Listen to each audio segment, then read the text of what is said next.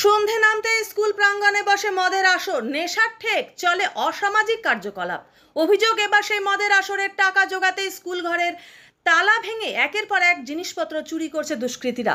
গোটা বিষয়টি পুলিশ প্রশাসনকে জানালেও কাজের কাজ কিছুই হয়নি বলে অভিযোগ অভিভাবকদের। বৃহস্পতিবার এই সমস্ত ঘটনার লিখিত বিবরণ নিয়ে ফালাকাটা থানা ও ফালাকাটা অবর বিদ্যালয় পরিদর্শকের কাছে ডেপুটেশন দেয় ফালাকাটা ব্লকের যোগেন্দ্রপুর নিম্ন মাধ্যমিক বিদ্যালয় কর্তৃপক্ষ সহ এলাকার পঞ্চায়েত সদস্য ও অভিভাবকেরা। জানা গিয়েছে, প্রায় প্রতিদিন স্কুলে বারান্দা সহ মাঠে পড়ে থাকে মদের বোতল ভেঙেও রেখে দেয়া হয় এবং স্কুল চত্বরেও পড়ে থাকে।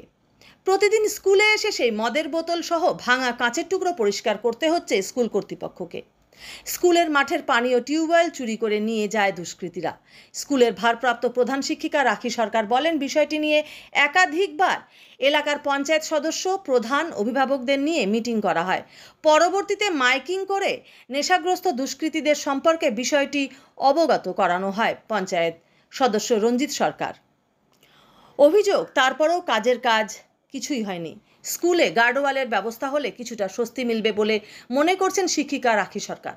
অপরদিকে স্কুল কর্তৃপক্ষ, অভিভাবকেরা জানিয়েছেন, গত 15 দিনের একবার স্কুলের চালের ঘরের দরজা ভেঙে জিনিসপত্র চুরি করেছে দুষ্কৃতীরা।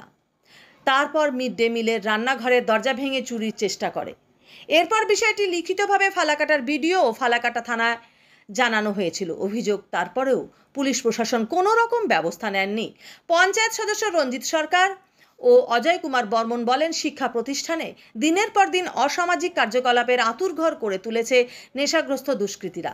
পুলিশ প্রশাসন যাতে তাদের বিরুদ্ধে উপযুক্ত ব্যবস্থা নিয়ে এলাকায় শিক্ষার পরিবেশ ফিরিয়ে নিয়ে আসে, তার জন্য আমরা একত্রিত হয়ে ডেপুটেশন প্রদান করি।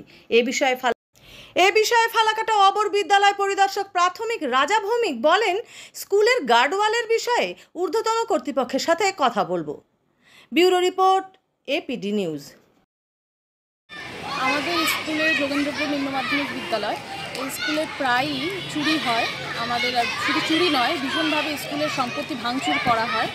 এবার এর প্রধান কারণ, আমাদের স্কুলের পার্শ্ববর্তী এলাকায় বেশ কিছু মাদকদ্রব্য বিক্রি হয়, ড্রাগস সহ বিভিন্ন রকম মাদকদ্রব্য বিক্রি হয়। সেখানে এবার যে কারণে হচ্ছে, তারা এসে সন্ধ্যাবেলা ওখান থেকে কিনে নিয়ে এসে আমার স্কুলের প্রাঙ্গণে সেগুলো সব খাওয়া দাওয়া করে আর স্কুলের সম্পত্তি ভাঙচুর করে। যেই কারণে সব স্কুলের বেশ কিছু জিনিস চুরিও হয়েছে। আগেও কয়েকবার থানায় জানানো হয়েছে, তারা আগে কিছু ব্যবস্থা নিয়েছিলেন। এবার আবার এটা পুনরায় আবার চালু হয়েছে। এটা ইদানিং মানে কত তারিখে বা কবে হয়েছিল? গত মঙ্গলবার। আচ্ছা, মঙ্গলবার আমরা যখন স্কুলে গিয়ে দেখলাম যে স্কুলের মিড ডে মিলের যে স্টোর রুম, তার তালা ভাঙা, প্লাস একটা ক্লাসরুমের তালা ভাঙা। তারপরে আবার পুনরায় এই শনিবারে মিড ডে মিলে যেখানে রান্না হয় তার সেই ঘরেও ভাঙচুর করেছে, দরজা ভাঙা। এর ফলে কী হচ্ছে, যখন তখন না সম্পত্তি সেইভাবে কিছু যায়নি, কিন্তু যে কোনো সময় স্কুলের সব মিড ডে মিলের বাসনপত্র সব কিছু চুরি হয়ে যেতে পারতো, চাল চুরি হয়ে যেতে পারতো। সেটা হয়নি ভাগ্যক্রমে। এবার সেই কারণে আজ আমরা এখানে প্রথমে বিডিও অফিসে গেছি, বিডিও স্যার না থাকায় পুলিশ থানা, ফালাকাটা পুলিশ স্টেশনে আর এই এসআই অফিসে আসলাম, যে আমাদের দাবি যে এটা ইমিডিয়েটলি কোনো ব্যবস্থা নেওয়া হোক, যাতে আমার স্কুলের ওপর যে দৌরাত্ম্যটা চলছে সেটা বন্ধ হোক। সেই ব্যবস্থাটা হলে ভালো। আপনার পরিচয়টা একটু দেবেন। আমি Rakhi Sarkar, Jogendrapur junior high school TIC. আজকে ডেপুটেশন দিতে আসছেন, এই বিষয়টা কি বলবেন? আর কি এই বিষয়টা থানার আইসির সাথে সরাসরি দেখা হয় না, এবং ইনচার্জে যে ছিল ওনার সাথে অভিযোগটা দেওয়া হয়েছে এবং আইসির সাথে এসআইর সাথেও কথা হচ্ছে। ওনারা একটা আইনগত ভিত্তিক যাতে ব্যবস্থা বন্দোবস্ত করে, তার জন্য আমরা দাবি জানাচ্ছি। এই এলাকায় কি আপনি স্থানীয় প্রশাসন হিসাবে ওই এলাকার মানুষের সাথে কথা বলেছেন এই বিষয়ে? এই নিয়ে গত কয়েকদিন আগে, গত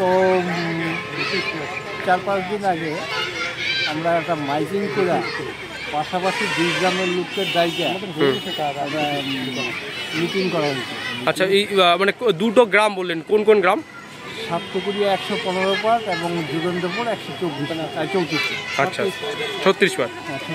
আচ্ছা আচ্ছা, ওই 2 গ্রামের লোক ডেকে মানে অভিভাবকদের ডেকে বিষয়টা কথা হয়েছে। আচ্ছা আচ্ছা, কী নাম আপনার? আমার নাম রঞ্জিত সরকার। কী দায়িত্বে রয়েছে? না এখানকার জিপি মেম্বার, গ্রাম পঞ্চায়েত সদস্য। ঠিক আছে।